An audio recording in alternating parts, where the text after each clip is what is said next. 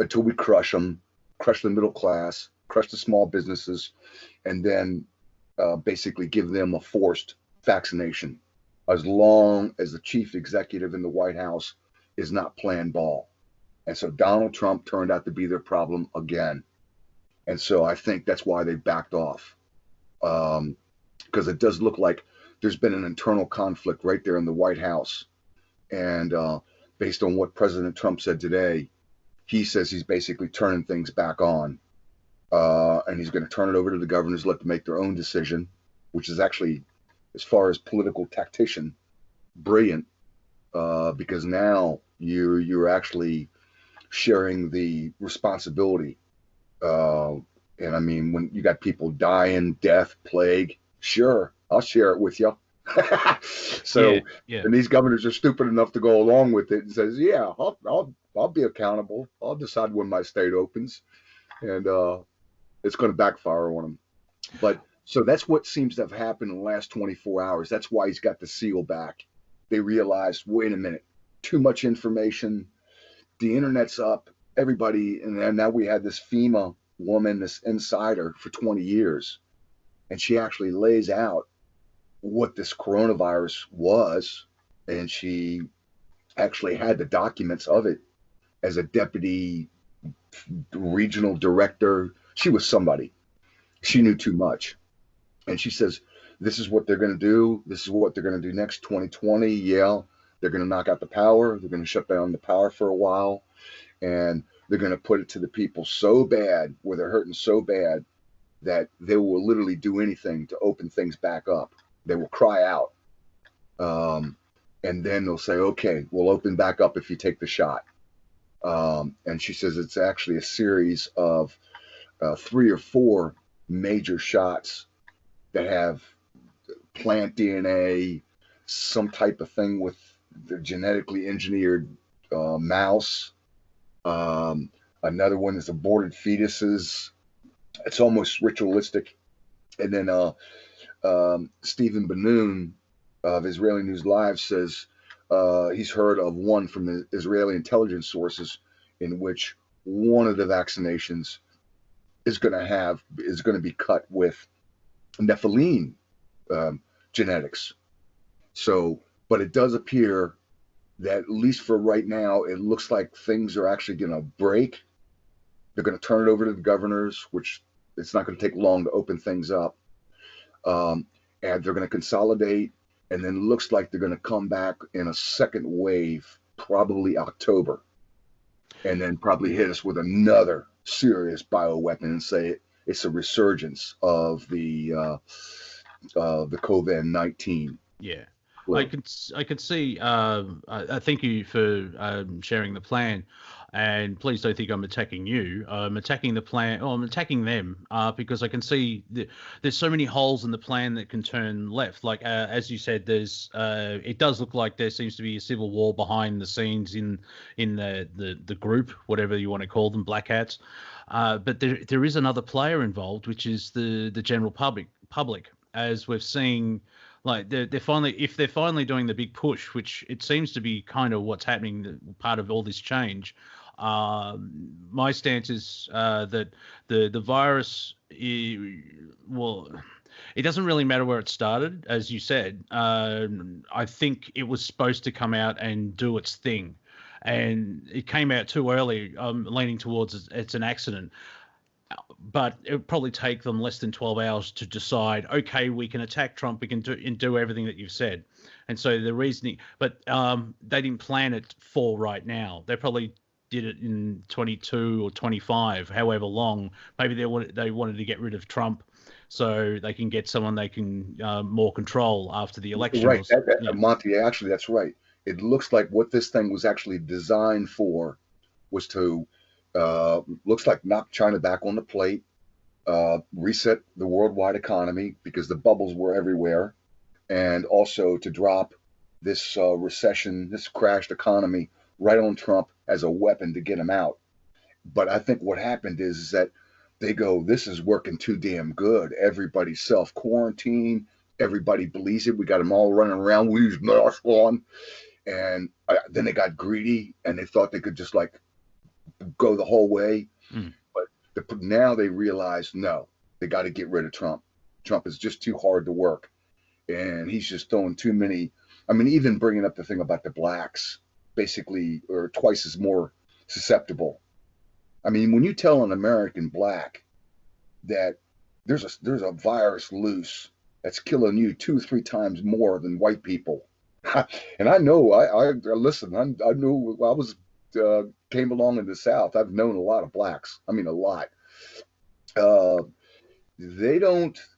Uh, you can tell them all day long, oh no, no, no, it's because you're unhealthy or something, or because you smoke, or they don't believe none of that. They believe it's like a white man's weapon to exterminate. Yeah, I was I about mean, to. Yeah, yeah, I was going go to ahead. say that maybe in the subconscious switch now, it's not a fault of their own because the African Americans haven't been treated that well for the last 400 years.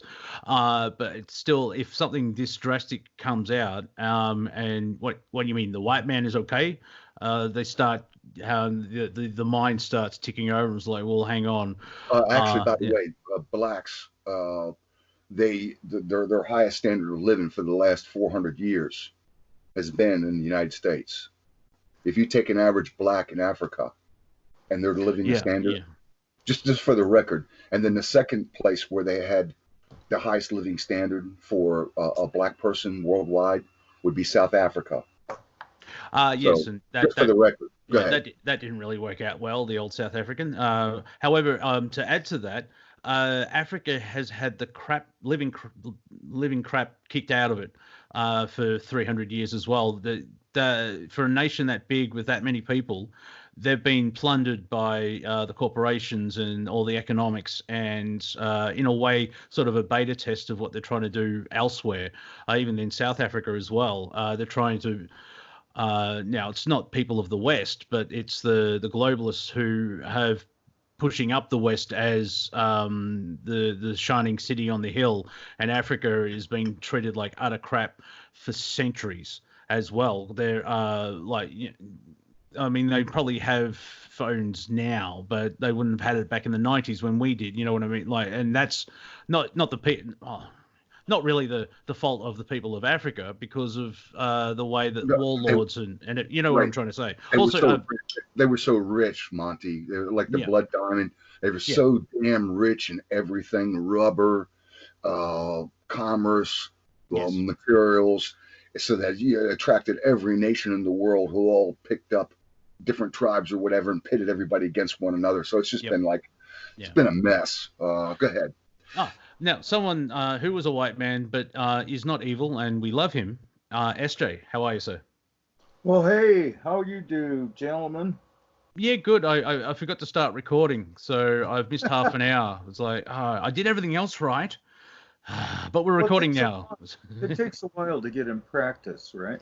Yeah, well, especially after last week, there was no show up Oh on God, YouTube last week because the recording was terrible. Like it kept cutting in and out, and I'm not putting that up. It was below par, where in a sentence you would probably hear 3 words, and you're supposed to listen to it. It's not a word game trying to fill in the blanks. So, anyway, SJ, what have you seen pop up in the last 24 hours? Well, one thing that's interesting is this brings up a very old issue with the West Coast. You were talking about what does the West Coast think? When I first got to Oregon in 1974, I started working, and one time when I was out working in the bush, we had a helicopter show where we flew a whole bunch of cedar out, and we kicked a whole bunch of cedar that had knots in it off on the side of the road. Well, I loaded all that stuff up for firewood at my house, drove out of the mountains, was cutting through town, and got busted. Because in order to move cedar in Oregon, you better have a stamp to identify it. Each load of cedar has to have a logging stamp on it, and I didn't have one. Didn't even know about it. Went to court, explained the situation to the judge, and in the course of the conversation that we had, she mentioned that she was a member of the Oregon secessionist movement, and that's been joined in many ways by Washington in California in terms of just getting rid of the administration and rule of law from the East Coast.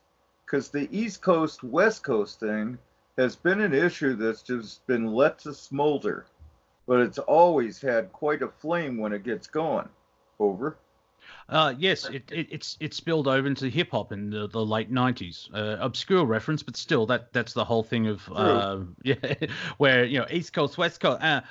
Even a result from that is Texas has started to do well as like they call it. They try to call it the third coast, or it's not New York or LA because they want. Yeah, they want to do something different, and so Texas has done pretty well as well. Interesting enough. Now, I'm not saying this will happen because my understanding with the United States, and correct me if I'm wrong, it's supposed to be states, and the federal government's just to make sure that the whole landmass is defended, and they make sure everyone gets along, especially after a civil war. They may sort of, okay, Pete, okay, chaps, settle down. The one main issue of Brexit with the United Kingdom leaving Europe, the European Union, was 80% of the laws in the United Kingdom were created in the European Union Parliament, and that. Right. And you don't vote you can vote for your representative in the Parliament, but that's it. And so it's so close to like the UN running everything, but it's fascism or dictatorship. And so that was one issue of why they wanted to go their own way in a certain way. And of course, that's been weaponized, and all the people that wanted to leave are called racist. It's got nothing to do with racism. It's been, you can't, instead of British standards, you go with European standards. And how many countries in Europe? And, it's, That's why one thing I think about the United States is I don't know if you use it, but you have the Constitution. And the idea is if you want to put forward a law, is it constitutional? And then you can agree with it and ratify it and everything else like that. Where the idea is it's if it hurts one person, it shouldn't go ahead or it should be changed. That's just an outsider's point of view. Right. Well, this guy, he's got this YouTube account. His name is John Mark. And he breaks down the demographics. He breaks down the landmass area, the rural people, how they live versus suburbia versus the city dwellers, where the liberals are, where the minority populations live, and what cities are like Seattle, my state, Washington State, the actual on the other side of the mountains, because we got the Cascades running right through, right basically dead center of Washington State. So on the one side, you got completely different weather, completely different people than you got on the West Coast. In other words, on the other side of the Cascades. Yeah. Anyways, they wanted to succeed. They actually had a movement. They did petitions. They elected like their own sheriffs, this and that.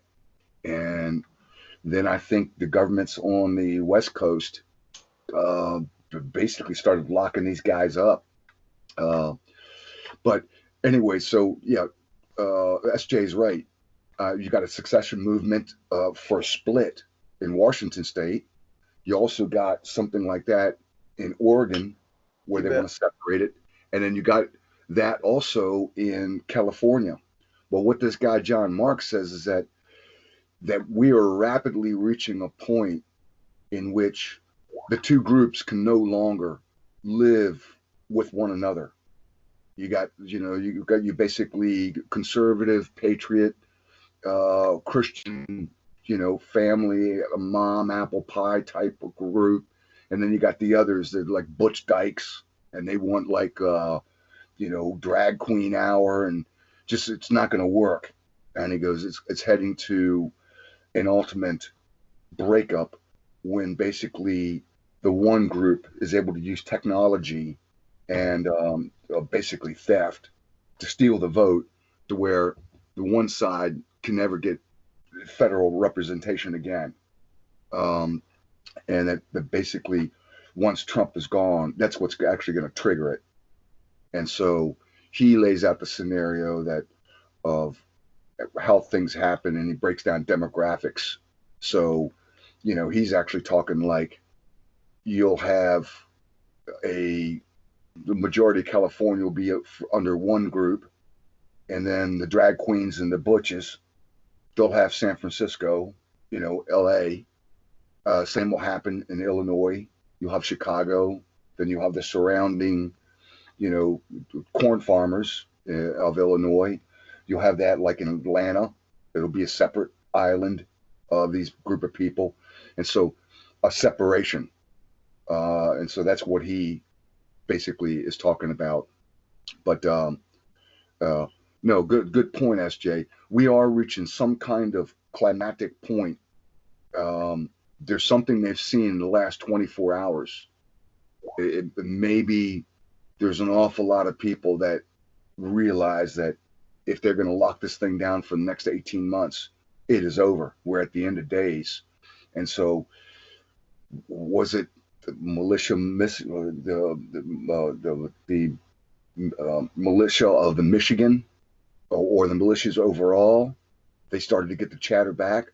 Was it the blacks waking up and realizing, wait a minute, these white people are killing us with a virus? Something's happened in the last 24 hours in which they're changing their tune. For instance, President Trump says, no, it's not going to be no April 30th. Because there's 29 governors right now, 29 states that are ready to go tomorrow. So, and they're getting ready to roll out guidelines. So something's broke.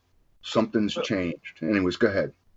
You did mention constitutional. So we have right now an ongoing government ripoff of information.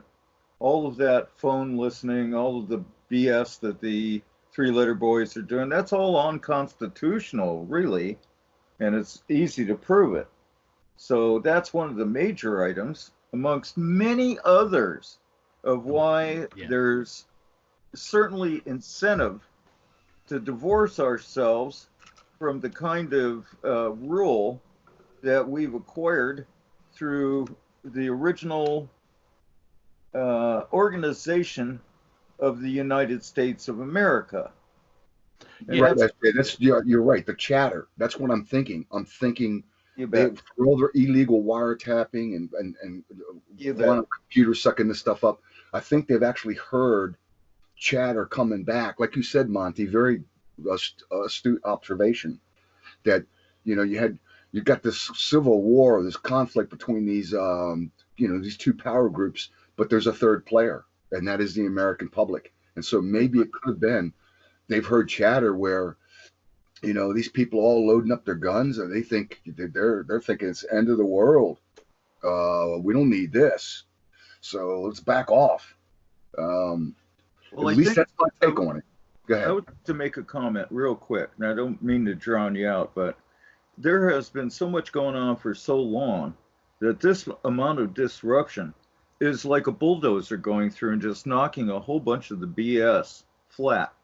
And I don't think there's going to be a lot of people that are just going to go, well, we had the old model, we'll just do that over again. I think what's going to happen is you're going to see a whole bunch of people, especially in the next month or two, going, we should be able to come up with a better way of doing this. Mm-hmm. One example, if I can use, I'm not sure what will be straight off the bat. I mean, I'm sure someone will put forward, we need to be prepared for this type of thing again. If you follow that train of thought, you'll end up with, well, let's try and stop having anyone die with suicides or heart disease or anything. There's a possibility of changing the medical system as well as I'm not sure how many foods it is in the United States, but the United States has ingredients in foods that is banned basically the rest of the planet. But for whatever reason, they allow it in to the food that you're eating. Exactly. And there's 100 others. I mean, that's just one of 1,000 details that have gotten out of shape, eh? Yeah, and this whole thing, the false reality that the mainstream media puts forward, people are seeing that, especially now because we're all under semi-house arrest, they're realizing, well, hold on, this is supposed to be the land of the free, and it's not free to do anything. Obviously, you're free to love each other and do the right thing and do no harm aspect, but there's supposed to be a thing of like, if I want to go to like right now, if I after the show I decide to go for a drive into the country by myself and go for an hour walk, I should be able to do that. Especially, I'm not meeting anyone, and I wouldn't be spreading the disease or anything else like that. I would probably get fined $4,000. Have you seen photos? Yeah. Have you seen photos of people camping in the middle of nowhere, and the police helicopter finds them, and they fine them? I'll tell you, you got to have a really pussy whipped. Pardon me for any of you pussies out there that are getting offended, but you got to have a pussy whipped generation to put up with that. I mean, back in the old days, there would have been a shotgun battle over that particular encounter. Yeah, someone's shared on social media. It's a famous, a very old painting where a man is sticking his palm out, sort of like going, "Give me $1," with a very angry face, and it's the government. And all they did is they just changed the lettering at the top. When you want to buy a car, where the government, where's my bit?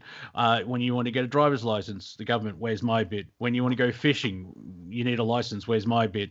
When you get caught fishing and like the red eyes and thing, it's Bill Hicks even said this like 20, 30 years ago.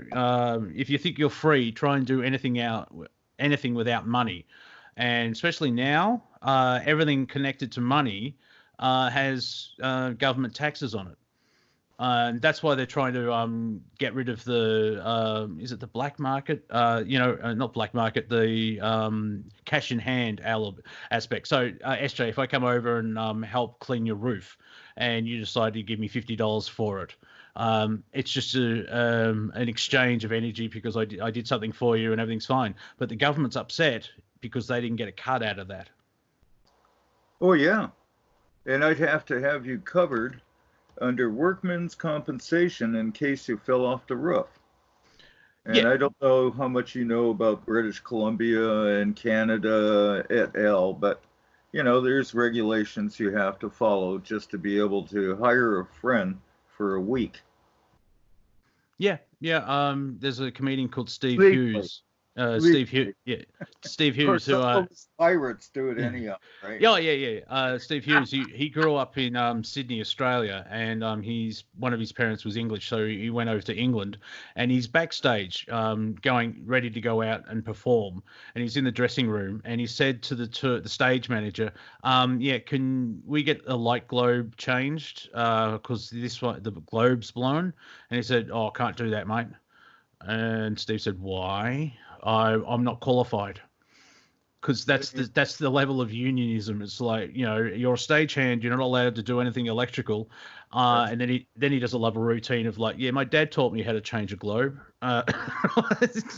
It's not that hard, but you get a ladder and then health and safety, and it's that whole rules by bureaucracy, which is slowly getting out of hand, and it's all about control, basically. But also on the flip side, there are idiots out there in humanity.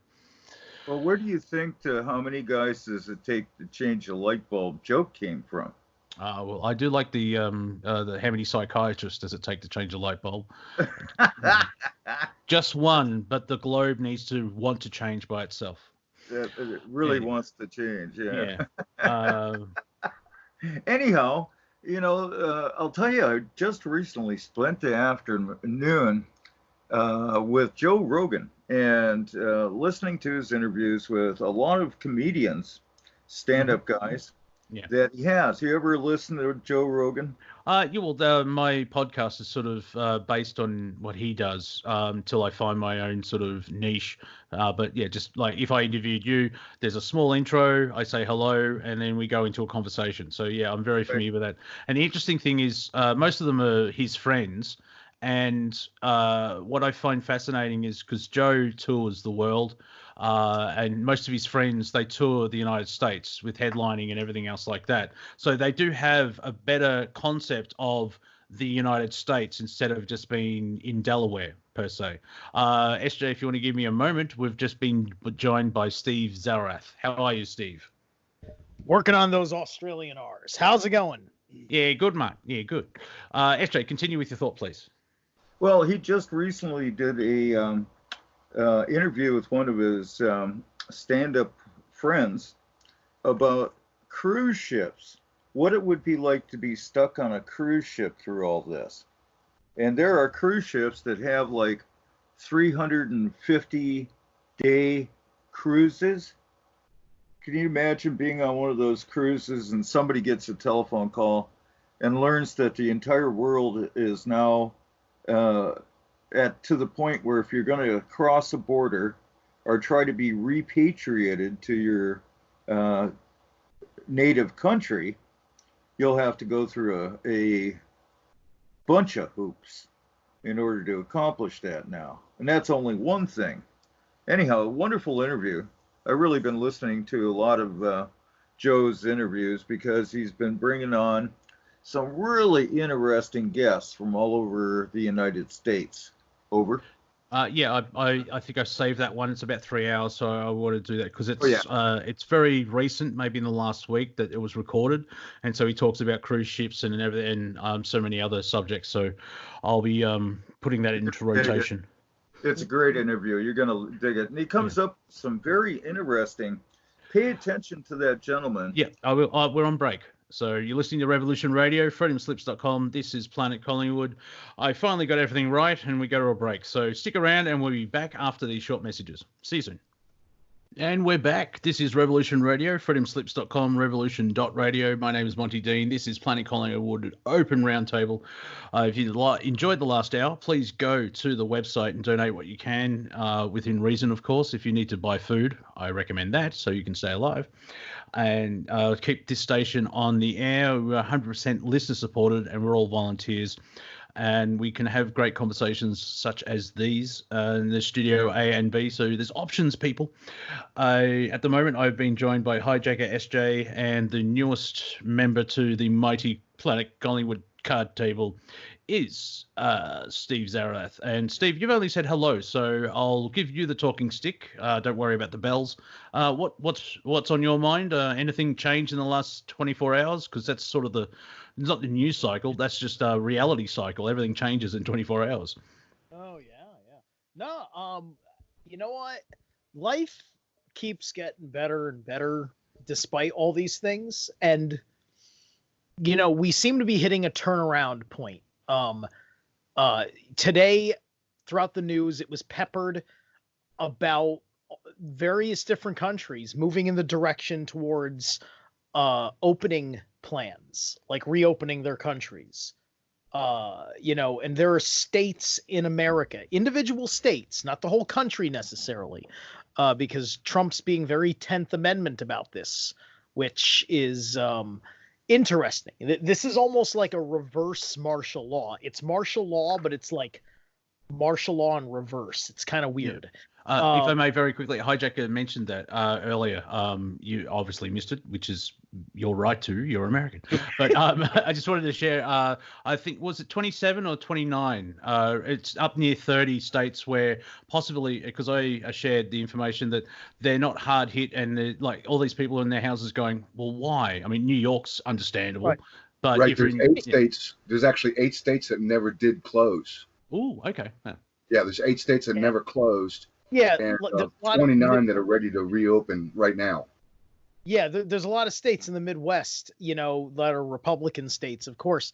Like, this has not really been that bad for them at all, you know? I mean, like, Utah is, like, fairly socially distanced. North Dakota, like, we all know Montana. People that have been through this station that, you know, like, yeah, it's like, it would be the height of asinine to shut down, like, all that stuff.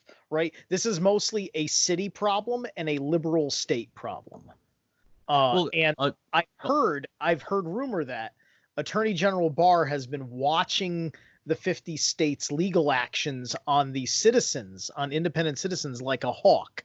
And so it's entirely possible that in places like Kentucky, where there have been otherwise unconstitutional actions taken by the government, that those actions will actually be considered like not special, right? Like in other words, the Attorney General will affirm that even in a national emergency, even under theoretical martial law, the Constitution still protects citizens' rights.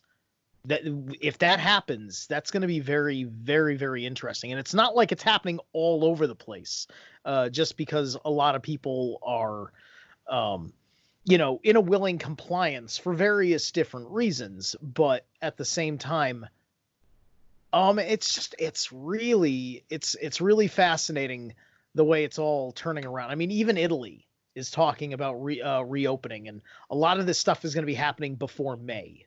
So yeah, we're in great shape. Well, interesting enough is that because people have self-isolated, and in a way there's an element of control, but if there's the fear of death, you kind of sort of lean towards caution. Now, though, because we've been doing it, and like here in Australia, in Victoria at least, you can leave the house for 4 reasons. And the cases are dropping, and the quarantine seems to be working. There should be a slow crawl back to normal or freedom. And if you've got a third of the country, nearly, or even half the country, which hasn't been affected by this virus, some instances none at all, you can start to wind back.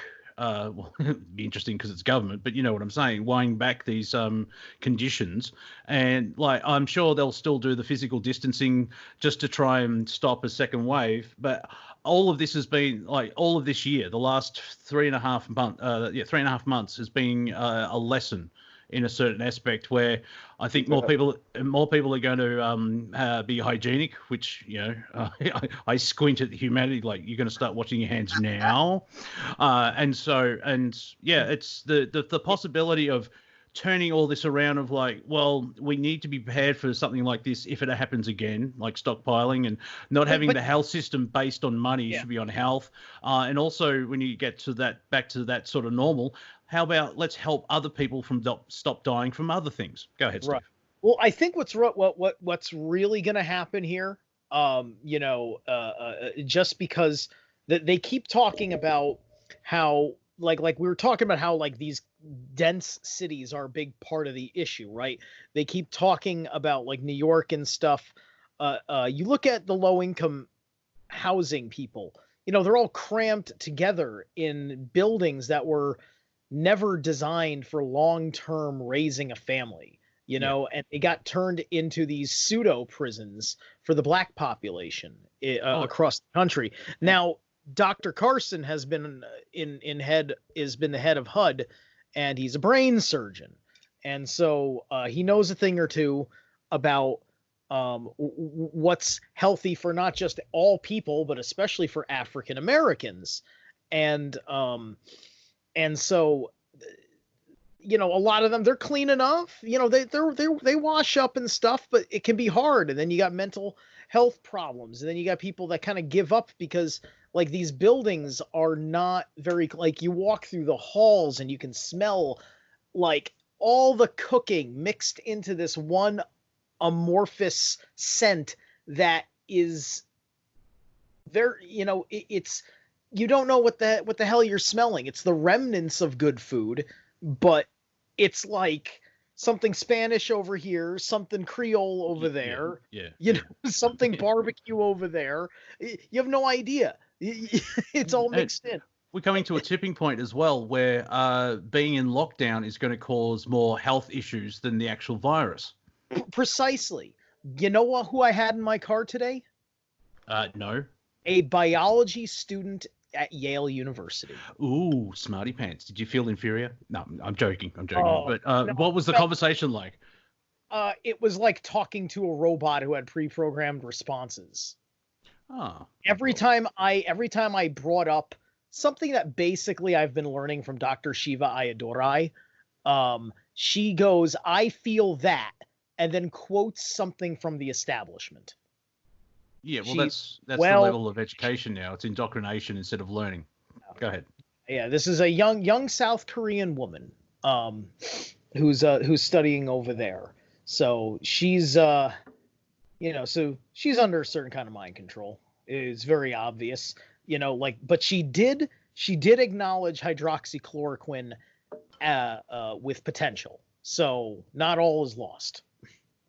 Well, yeah, and I'm not a medical doctor, but I know about surviving. Don't drink fish tank cleaner, people, and then blame the president, because he was talking about testing it. Not everyone go out and drink it, and then they use fish tank cleaner. What ultimately happened here is the MMS argument has now been brought to the global stage, because this is the same exact kind of drug as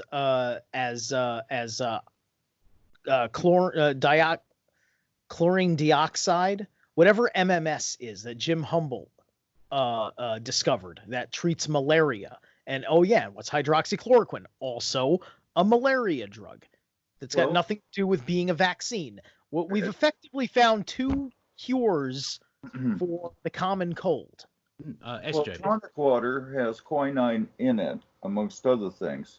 But if you don't mind, I'd like to remind everybody that this is a very bad year agriculturally, so we're going to have problems there. And we're still in a solar minimum that's just starting to shift. So at least maybe we'll get a little bit of a break from that. Over. Yeah, it seems that it's just not one thing. Everything's happening at once, which it's I like saying where there's a change happening. I don't like saying the event, because that's kind of been weaponized, and it's a certain aspect of apparently what could happen. However, before all that, we're seeing what happened, like the financial. Name one system that hasn't been shown that's corrupt. Go ahead, SJ. Well, Art Bell, by the way, this recently was his anniversary of passing. But Art Bell had an experimental program on there, and he called his ideas the quickening. And if you go back and look at Art Bell's, there are several places on the web where he discusses it, the shorter version of it. And in those articles, if you compare it to what's happening right now, the synchronicity, the contrast is, well, the comparison is the word I wanted. The comparison is almost exact with what's happening right now. The Quickening by Art Bell. Look it up. Over. It does make sense, because everything, like if we take the narrative that the Black Hats are pushing for the goal line and there's 2 seconds to go on the clock, which I think like the end of time is their reality, and so they don't want they want to keep the old world, and so they're just trying to get over the line and stay in control. And what we're seeing is the massive pushback from everybody on their own personal level of like, well, that's not right. I'm sure David Icke has mentioned it, and a lot of people have mentioned it, and I've repeated it. Yes, I'm a repeater sometimes. That the people behind the curtain will eventually have to step out of the curtain to do their famous swan song, if that's the right metaphor, where they try and take total control over everything, and their plans come to fruition and they rule for however long. But there's way too many people that will disagree with that. Even like if there's money problems in their infrastructure, they don't have the manpower to enforce what is going on. Well, this is opening up vistas of cooperation. Yeah. That's what's been happening as well. I've mentioned it, sort of like you can see in the last 10 years, any of these false flags by the globalists has only worked 50 to 75% of the time instead of 100%. The example I use is the bombing of a pop concert in Manchester in the United Kingdom, where 75% of the people running for their lives, understandably, because a bomb's just gone up in a populated room, but there were so many people running back in to get other people and help them. A global example of humanity coming together was the Australian bushfires over the last 5-6 months, where everyone was just heartbroken and completely sad from the yeah. devastation, and everyone put in, and it kind of got, from a comedic standpoint, it was kind of interesting to see all these celebrities trying to outdo each other with their numbers of money they're giving. But really you're seeing that. Oh, just very, very quickly, what we're seeing. I'll give one example, and then please follow on. A lot of people are making meals for the homeless and the elderly more than usual. Go ahead, SJ. Well, what comes out, this is not a lengthy thing. What comes out is that we're all in this together. This is only one planet, gang. It's the only one we got. Over. Yeah, and we want to save it. So I was about to hand the talking stick to HiJacker.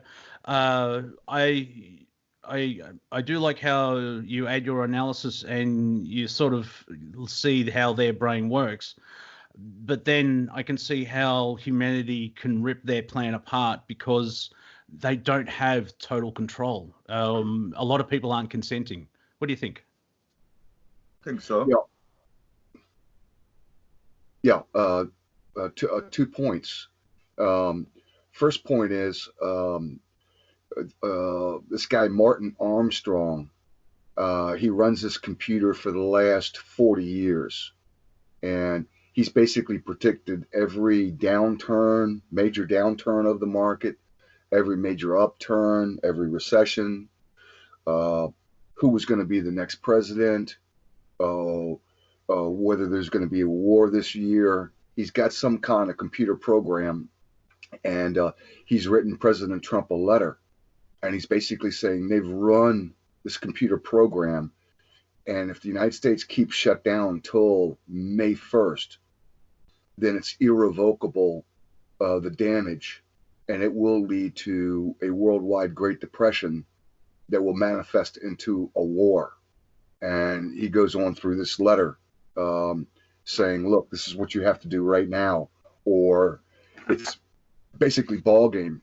So, my second point real quick is I think they learned a lot from this latest drill, flu, whatever you want to call it. The next one they do, I think what they're going to do is, I do think it's going to probably be in October. They'll hit us with what a quote unquote the second wave.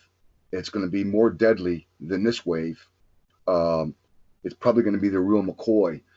But I think what they learned is you hit it until the people believe it, and then you kill the power and you put them in the dark. And then we run for the touchdown and go for complete world domination.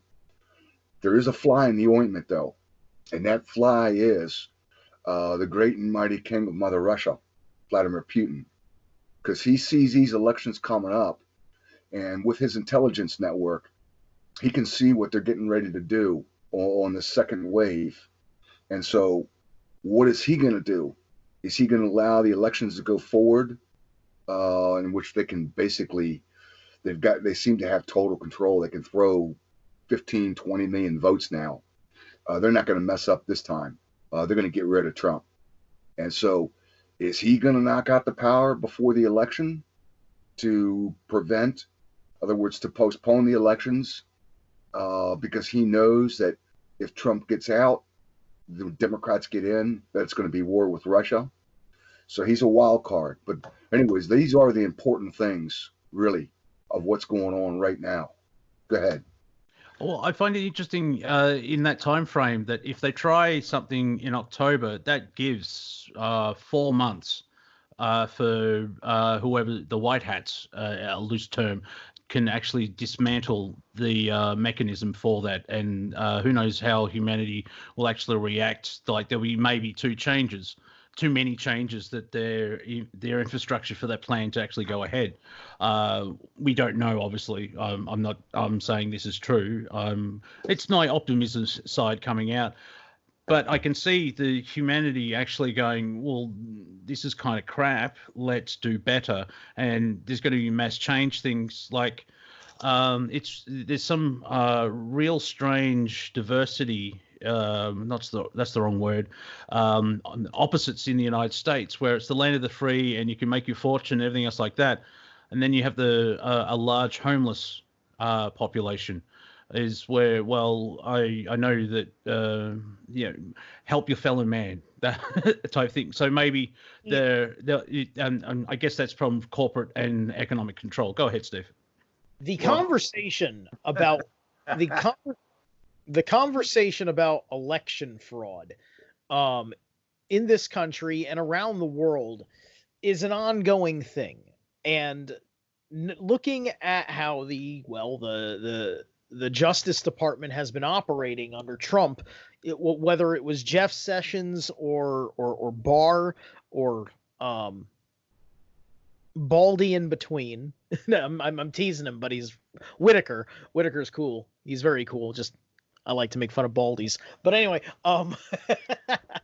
It's the man with very long hair. Yeah, go ahead. Yeah, exactly. Don't worry, I'll shave it once it starts balding myself. But anyway, point is that there's so much being observed. Some people suspect that there was election fraud that has been going through investigation from the 2018 primaries and everything else. And regardless of whether they're ready to make an indictment or not based on anything that happened in 2018, the Justice Department also takes clues from its investigation in that, because it seems like we actually have people running certain investigations in the patriotic side of the Justice Department. They are being allowed to work and actually do the kind of police work that we expect, as opposed to the way that we've been accustomed to the deep state managing the justice system. Because I think that battle is coming to an end. You've got a lot of strength in the dissenting parties, because you have to remember, they're trying to rig the election so the neoliberals get in. There's a lot of independent people that are not controlled democratic socialists. They're kids that are just, they're true believers, and there's nothing you can do about that. That's other than continue the dialogue and continue to argue where they're wrong, and as they argue where we're wrong. That's America, whether we like it or not. But they don't want that. They, within their own party, are trying to stop the genuine Democrat socialists and any classical liberals like Tulsi Gabbard. Despite her endorsement of Biden, I can't hate her. Yes, so there's an internal fight, and then there's the national level fight in the general election between Trump's very strong Republican Party, as well as any third party that's been paying attention very carefully to this because of their own being screwed over situation, right? Like the Green Party. I have friends in Green Party, Connecticut. They're great people. Trump had very, very kind words for Jill Stein of the Green Party. Libertarian Party's a little off its kilter, but yet still, they deserve their fair, election results and their fair playing field, because the election is just as much about the platform leading up to the day of the vote as it does the actual voting process, which, as I've always emphasized during elections, your registrar of voters is your gatekeeper. Hold them accountable. Yeah. I'll just share a bit of comedy, and then I'll go to SJ because I think he wanted to chime in a little bit earlier. I saw a great meme on Twitter where it's like just two comic book faces, and a normal person was talking to an NPC. If you're familiar with that meme, the grey face where they look like everyone else. Okay, tell me why Biden should become president without mentioning Trump. And they got confused, and then they got angry. So if you want to have some fun with some Biden people, we have to vote. Had to vote Biden. Well, explain why without mentioning Trump. Shut up, SJ. Yes, sir. Well, I was going to remind you before we get into where I want to go, that interview with Joe the gentleman he's talking to comes up with multiple ideas for humor that I don't think he'll actually take advantage of, but he's got a brilliant mind, and he drops a whole bunch of nice gold nuggets on his way across the stream, right? Mm-hmm. But the thing I wanted to mention mostly is that this might be an opportunity. There's the gloom and doom version, right? But this might be and is a great opportunity for people to take a break, which they're doing, settle down, think about the future, think about what you could actually do to change this, to be more honest about what's going on. You know, either one of those would be an improvement over what we got going now, where you can hardly figure out who's telling the truth anymore. I mean, it's so much confusion. My God, so much lost energy and effort. What a waste, eh? Over. Yeah, well, the problem so, is, oh, very the problem quickly, yeah. and then go ahead after HiJacker. A lot of people, while in isolation, they can do some introspection because those distractions are gone, and so the mind starts racing, and it's like, well, hang on, let's look at my life, and especially after 2-3 weeks where they've tried everything else, and then they'll probably start going. Some may reconnect with Jesus through their Christianity. Other people may pick up knitting, find their passion. Other people will figure out, well, hang on, because they don't have that distraction, they can actually do some critical thinking and introspection. And we're seeing a lot of that as well. Go ahead, HiJacker. Yeah, well, here's our problem, is that we've been shot. They say the next round of unemployment is going to be like 20 million. Right now it's 17. So the whole global economic system has been shot. And so like this guy with his computer modeling, he's telling the president in this open letter, look, even if you reopen things back up tomorrow, the fact of the matter is there's so much damage and we've been tore so bad that it's still going to take a while for recovery. You're going to have a recession. There's no question about that. If you go to May 1, it predicts a global depression in which it will take about 13 years to get out of. So what you have to understand is that, if we reopen tomorrow, we still have hardship.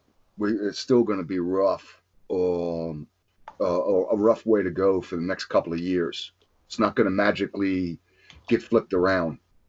Go ahead. Unless, and I'll Steve follow up, unless something drastically changes where we're talking about like ending the Fed or something else like that. If we stay in the same economic model, it'll be drawn out completely. So once again, it's an opportunity. Who knows what will happen? Go ahead, Steve. Sorry to step on you there. Yeah, no worries. I think one of the things is because, when this whole incident started, the biggest uncertainty was like, oh my God, if I don't have a job, maybe the farmers don't have a job. There's not going to be food. I better go excuse my French. I better go raid the shelves at the grocery store.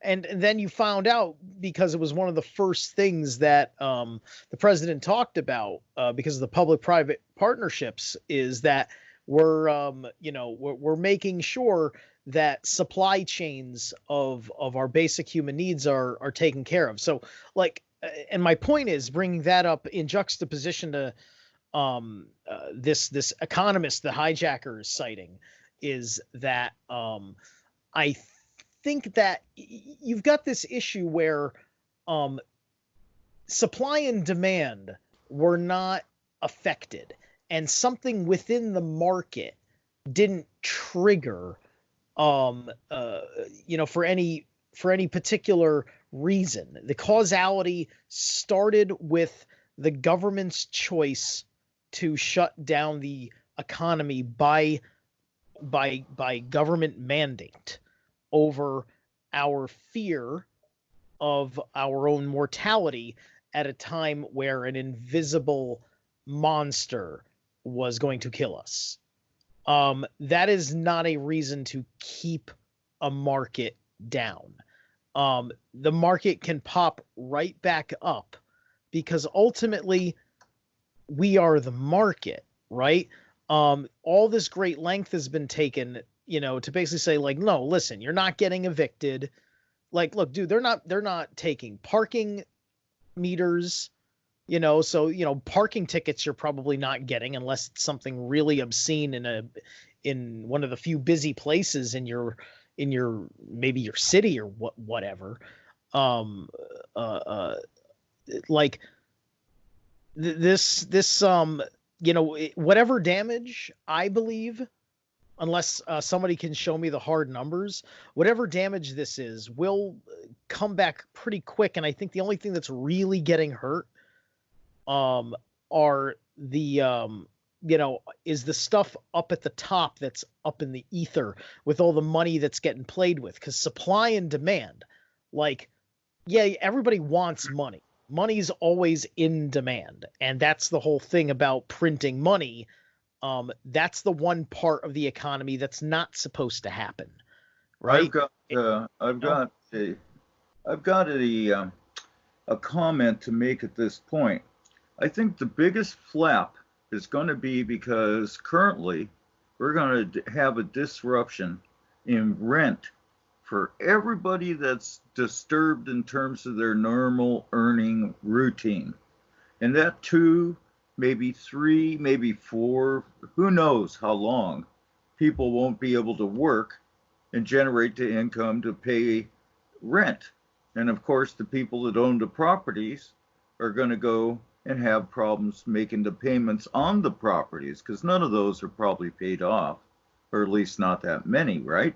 So that's going to be a major disruption. Over. Yeah, there's big change coming. 70% of people who have apartments are not paying. Yeah, that's sort of what exactly. the and the landlord will be taken care of. The landlord doesn't need your money like that, right? He needs to have everything, because the landlord needs to take in order to give to the people that he has to for his taxes and everything else. So there's a cascade of payments that are not necessary, because that's the other half of the equation. I think the word you want to use is domino effect. Also, I just had a thought as well. A lot of people are working from home where they can, so the workforce structure is going to change, which I think could be a positive, because they may start bringing in a lot more automation, and we'll see that shift. Unfortunately, people will get lost in the cracks. However, that can be part. But that can be part of the social aspect of let's care for everybody. I know I'm probably thinking pie in the sky down the thing, but we've got an opportunity to at least bring it up. You're talking a whole society, a global culture that's having their noses rubbed in how vulnerable society actually is. Over. Yeah. And it's not by their choice. It's the way that the systems are being run. Like the medical system is very, very connected to economics. And it's better when people are sick instead of actually running it healthily. Like it's also being run by people like the lady that was in the back of my Uber today. Yeah. Yeah. Where apparently you can make a lot of money by healing people instead of just, having everyone healthy and not sick and producing wealth that way. Just curious, Steve, on a human interest level, was she a good tipper? If she, I'm not sure if she tipped me. I'll have to go. Let me see if I have a tip at this point. I was actually she wasn't paying attention. I could tell she had her headphones on. But I was actually playing while she was in the car, and it was a good long ride. Dr. Shiva, he was live doing an interview. And I even said when I asked her, noticing she was going to Yale, I said, "Oh, what are you studying over in Yale?" And it was just like biology. It's like, oh, okay, this is Dr. Shiva Ayyadurai. You should listen to this dude. But no, she didn't. She didn't care at all. She's just one of those people that just doesn't care about other people. You could tell. No. You don't want to fall into that pit. I'm gonna. You really don't know what you're thinking or doing. Greenwich, Connecticut. Everybody thinks they're hot shit because of Yale. You're guessing, and it shows you that you've been brainwashed as much as anybody else in certain areas. Every human being in this culture. This was a simple decision. I invented a mantra. Certainly got so I didn't have to think. So that I didn't have to think about my judgments of people. I have no idea. I just believe in the absolute laws of the universe to say, you are a machine and you are not the machine, and you are a machine and you are not the machine. And I didn't have to do any critical thinking to come to my conclusions because I'm a brainwashed automaton. Thank you, SJ. You're welcome. Hey, I can't help it. I've made a living by being honest with people about what I think of them. And when I hear somebody make a jump that isn't basically legitimate, I'm willing to call them out because I think that... You can't say that I'm wrong. You didn't have my experience. This is my personal testimony, and I've left out details because it's. Oh, please spend. I remember it on a deeper level because I can't always say everything that I think about. You're talking over each other. Just pointing that out. From the chat from the chat room, Rudolph said, "Steve, at least you tried." And also, I'd like to very quickly, HiJacker, Planet Collingwood bringing people together. HiJacker, go ahead. Yeah, I can settle the argument real easy, SJ. Please. So ask any waitress, and they'll tell you flat out they would rather have a middle class or even a working poor as somebody that they serve in a restaurant than a rich person. Without hands down, they say the rich people are just so friggin' greedy. Plain and simple. Yeah, Steve's right. There are some people. Well, but there's two kinds of rich people. See, the rich guys who have integrity because they earned it. They worked hard. Like, you wouldn't think that they're rich, even if other than, okay, they come in, they dress nice. But if you weren't thinking about how expensive their suit they were wearing was, you find out they were a kind person. You had no idea exactly what their income was. Like, you find out, oh, he's rich, but this, right? Like, these people that have their money because they were like trust fund babies, or they they got these really serious positions after they were able to move up the ladder in the education. Like this young lady, she's obviously not an elite, but she's well on her way as a Yale student to being somebody who is going to be in authority. Yale doesn't actually, like, she's studying biology. What that means in Yale is not that you're actually studying biology, but you're actually studying how to control people in the biological field of research and the economy and the bureaucracy, because that's Yale. Yale is about raising government assholes. No. Well, hey, I'll tell you, what do we call somebody that makes a decision without evidence? Yeah, you're funny, SJ. You're very funny. Just honest. No, you're not being honest. I'm in opposition to your This is what we all know. We all actually know this. Over years, we've figured this all out. This is a very simple cult. This is a culture. This is a known culture. It is part of their standards at places like this. Why do you think I brought it up? Into elitists. The very fact that they graduated Yale, the very fact that they got into Yale gives you a superiority complex. You're going to school in a place with all these people that are legacies. You're going to school in this place where you know how many presidents and U.S. senators and kings, even because princes will have gone to school in that school, and all these different people that all went and ruined the world, that manifested the outrage that brought Trump into office, who went to a private elite school that was not part of their club. It was an independent school, not associated with all of these different endowments. They program you over there. This is Yale. This is not some Bumble F bar association college. This is where Skull and Bones is. This is George H.W. Bush's brain.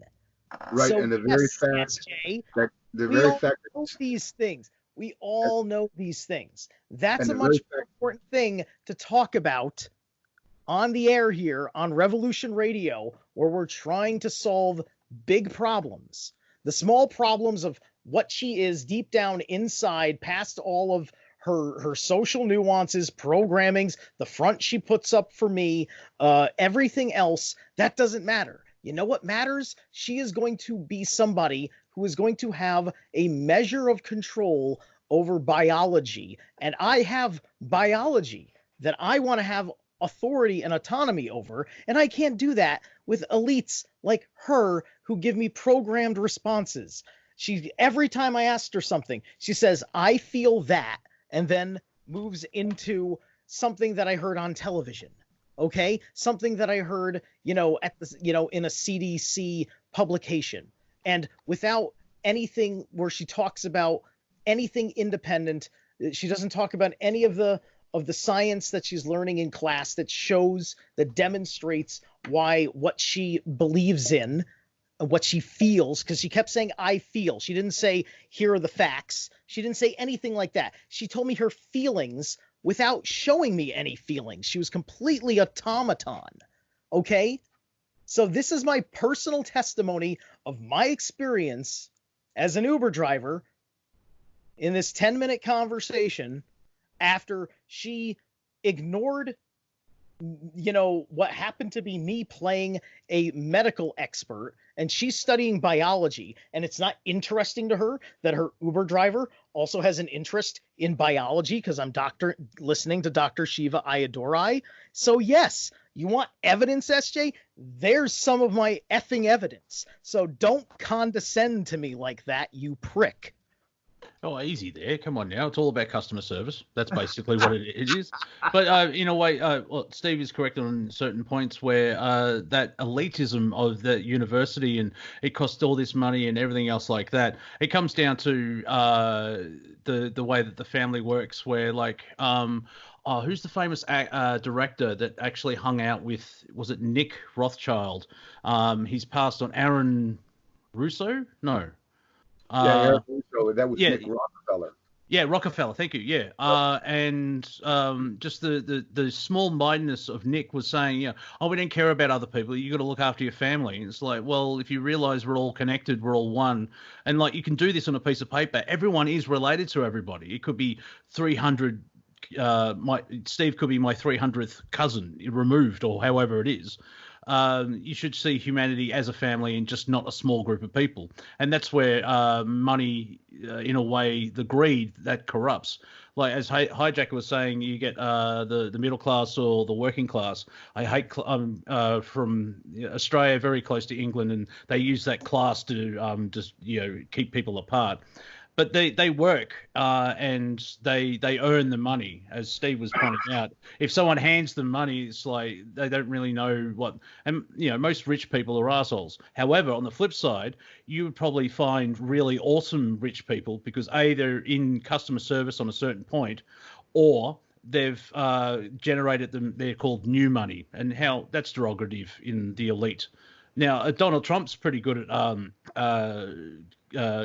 customer service. You may not like the person, you may not like him as a person, but still a lot of people do, and because he's not he may have an assholeness in it. I've made up a new word because it's cutthroat business, but he knows how to talk to people and not actually shut them down. Not 100% of the time, he's human, but you know what I'm saying, where most people are nice. It's just when they're put in that they believe the hype. Going a bit public enemy there, where if you're going to Yale, it's like, I'm going to Yale. It's like, did you learn anything?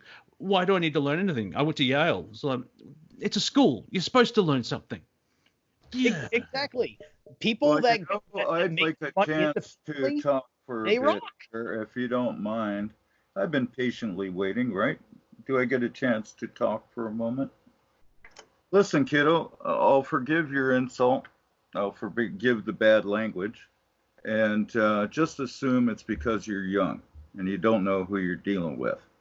But, the fact that you went on and on and on and on and on so long was a very poor defense for your actions. You realize that? No, See, here's you're the just problem, you're SJ. you're just weaving a spin story. You're just Um, weaving a story This, to, this all right. is, Can we? to insult all of the things that I had said. Because all you're doing is saying is like, well, your words meant nothing. Your words. You just told me. You just told me that my words meant nothing. Okay. Sorry to interrupt. well, let me jump in. Yeah, and then could this sort of be the end? Because I think we're at the point in the conversation that can move off air. That's all. Right. So this Yeah. is the big point. There is actually a big point here, which is actually really important, and that is what Steve ran into is a class of people who are going to rule over us, and this is what they're like. That's why I asked him whether she tipped or not. I knew when I asked him that she did not, because in her mind, Steve, an Uber driver, he was nothing but white trash, and she wasn't going to give him an extra dollar, because that's how those people think.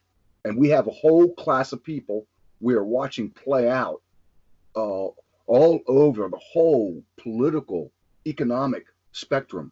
That's how they look at us. We are the deplorables. And you know what? You're right. Here's another detail that now is relevant, because you mentioned that about the white trash situation. She thinks that the biggest problem of the COVID-19 situation is rural American poor. In other words, white trash. Yeah, no. She blames it on white trash. That actually happened. Okay. That actually happened. Stepping back in the bigger picture, you are correct, HiJacker. What's been reinforced is that the general public, I don't like using the term sheep, I'm sure there are some sheepish people, but the general public are seeing that the stars of Hollywood are dimming, and the real heroes, like Steve, people doing essential jobs, checkout chicks, Uber drivers, all these other people where nurses, people right there. Yes, exactly. All the people that have done what SJ does his whole life. SJ's a great handyman. Yes, and usually good customer service. Anyway, it's a handyman. Wait a minute now. He's a master builder. He's a shipbuilder. I know. I'm just being. I know. And they're a dying breed too, because look, if I may, Steve and I, Steve, if Steve and I were alive 50 to 60 years ago at the same age, we would have a garage full of tools and know how to fix a bench or something else like that. And it's not, I'm not picking on me and Steve. It's just how society's kind of worked. Like my dad, in sort of my timeline, my dad's the last in that generation where you weren't a master of one thing, but you were the jack of all trades. And SJ's just pushed through. And, if you're building a boat, that's very good. You built more than one boat, too, because we've heard the stories, SJ. You've told us, as well as restoring bikes and cars and everything else like that. I hope you start up an academy and get apprentices, because that knowledge is slowly being lost. Well, the big takeaway for the last 15 minutes is that we have to realize that these are multi-generational type of people who really don't care about us. It's all about them. And that's what we're seeing actually playing out right now. I mean, even with the bailout bill, 6.2 trillion, it was all these corporations that should have failed. All these investment bankers, they all played this game. They're the ones that got literally billions and billions of dollars. And meanwhile, what are they sending us? Like $1,000 or $1,200 check? For how long? how long is that supposed to, like, here in Australia, sorry to interject, HiJacker, here in Australia, they've doubled the unemployment welfare. So instead of getting $5.50 a fortnight, you're getting $5.50 a week. And the American people are getting $1,200 for One shot deal. Yeah, 3, 4, 5 months. No. Or just once, one shot at all. Okay. One check, and now they want to say we need to do another bailout bill, in which I guess they're going to give us another 1,000 or 1,200. No, they're going into full out sophisticated computerized type of singularity slavery. These jobs aren't coming back. You got to realize what's happened. Automation and singularity. Robotics is coming online now. And unless there's major change that everyone benefits from, if we stay in the old way, that is going to create massive damage. And it already has. I know it. Yeah. Also on the flip side of that, people are waking up to that type of treatment where it's like, what, 1,200 once, and you're supposed to be, maybe just cut the military budget in half for 6 months, and you could give everyone $1 million or something like that. You know what I mean? It's it won't happen, I know, but my point being is that what they're trying to do is exposing them for what they're doing. Does that make sense? Right. Very much so. Yeah. You're always revealed by everything you say and how you do things, and anybody that can see that can see right through people and understand why they're doing what they do. So you look for their actions. How do they respond? Is it anger? Is it stupidity? Is it greed? Is it idiocy? We certainly have examples of that, right? Over. Yeah, the reaction, because the people's paradigms are collapsing and changing, and they're not adapting. And I think I was on a show with Andrew Bartzis, and I thought it was the 7 stages of grief, but apparently the downsized to 5. I'm like, oh, okay, but it's There's some great comedians coming out in this particular flap. Some wonderful commentaries and thinking about the lies, the BS, the wonderful opportunities, the strange behavior. This is almost a blossoming. It's sort of like coming out of the dark ages in one respect and being freed up to start a new age of cognizance. Familiar with that? Over? Yeah. Yeah, I know what you mean, SJ.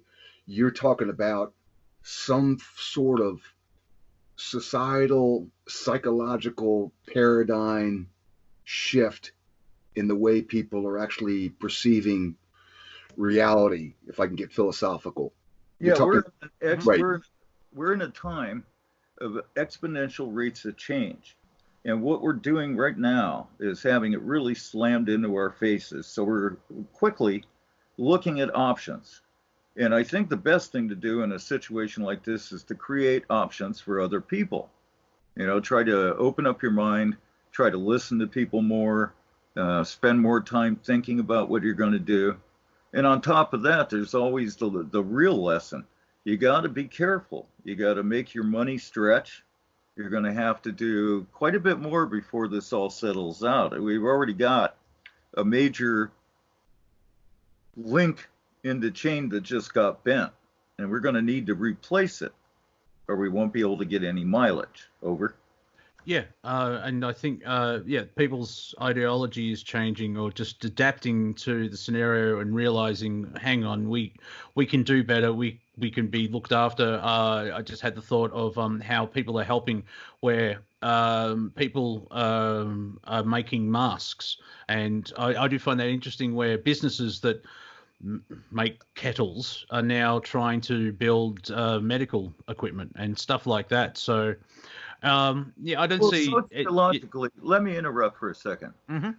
I think at this point a whole bunch of people are going, okay, we usually do this, this, and this, and then that.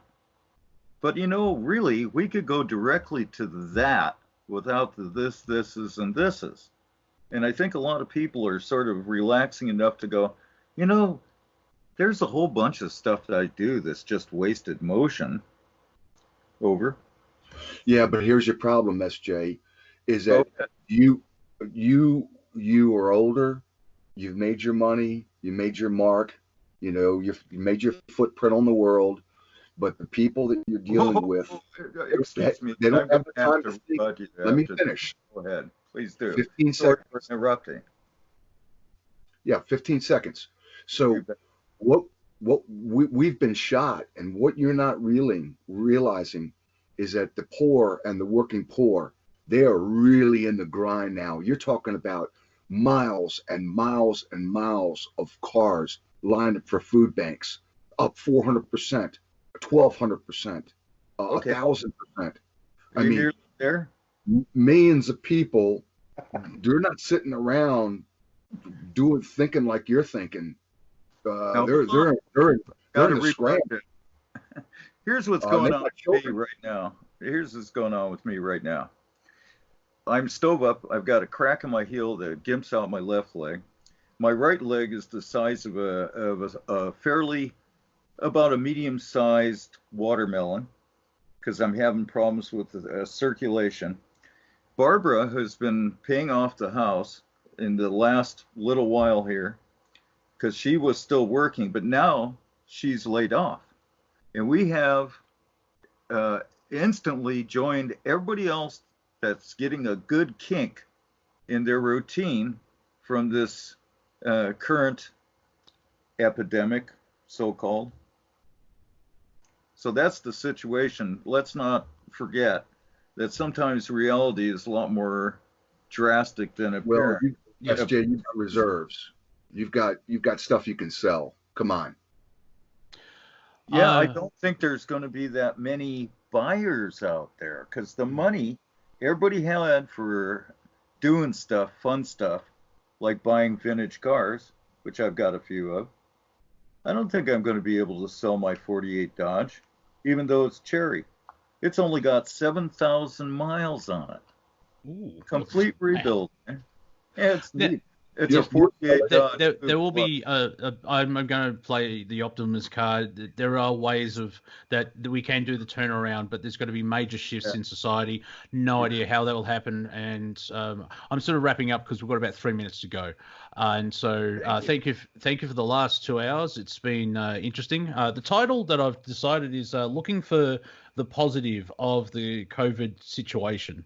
I think that's the right way of saying it, because I don't want to sort of like have a sentence where it's like the COVID is positive, because I don't want to sort of like think that the virus itself has positives. However, that's sort of what we talked about, where everything is changing, and I hope you get better, SJ. And humanity, and ladies and gentlemen, he still laughs. And it's not out of fear. he's still laughing, which is a good point of view. And I think, and I feel that we have an opportunity, and in a way, it's a revolution. It's a non-violent revolution, and we start demanding our representatives to actually represent us. And because everything, what we're seeing is exposed all the corruption and how the old system doesn't work. Final thoughts. HiJacker, would you like to go first? Yeah, I hope SJ gets better too. So yeah, I wish you well, SJ. But you got to start thinking. Get ready to sell that 48 Dodge or whatever it is. Well, I've got a little bit of a backup, but it's all really stuff that I've spent years accumulating. And I'd sort of like to give it a better home than doing an emergency sale, fire sale, right? Over. Well, the 48 Dodge, the only person that's going to buy that is a rich person. So you're going to get the money for that one. Maybe. So, you'll get that. You'll get that. Well, your confidence is inspiring. Especially if you drive it down there. You can sell it right here in LA. I went through the whole thing. Everything is cherry. Yeah.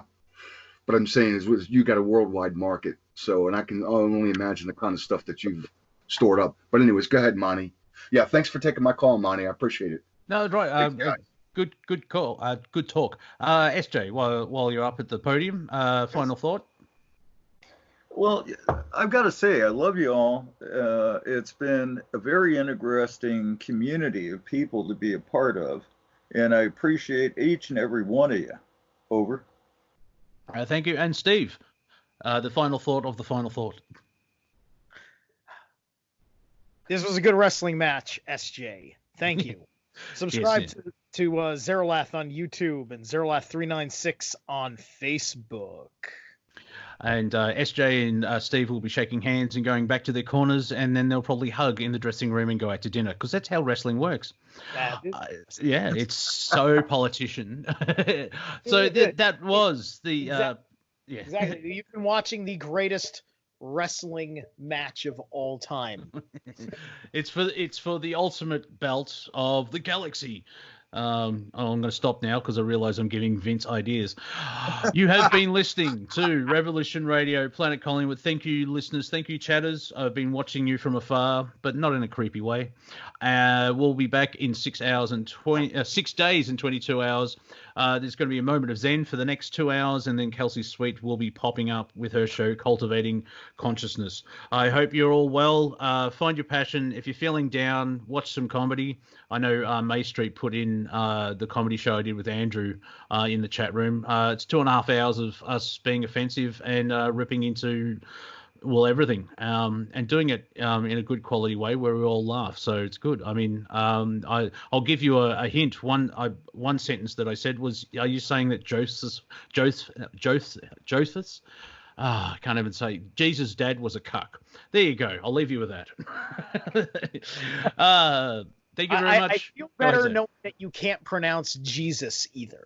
No, I can say I can say Jesus. He's my gardener. He does brilliant work. Joseph is a cuck. There you go. Remember, vote banana, and I'll be here all week. I won't be on air. I'll just be hanging out in my room because I don't really go anywhere.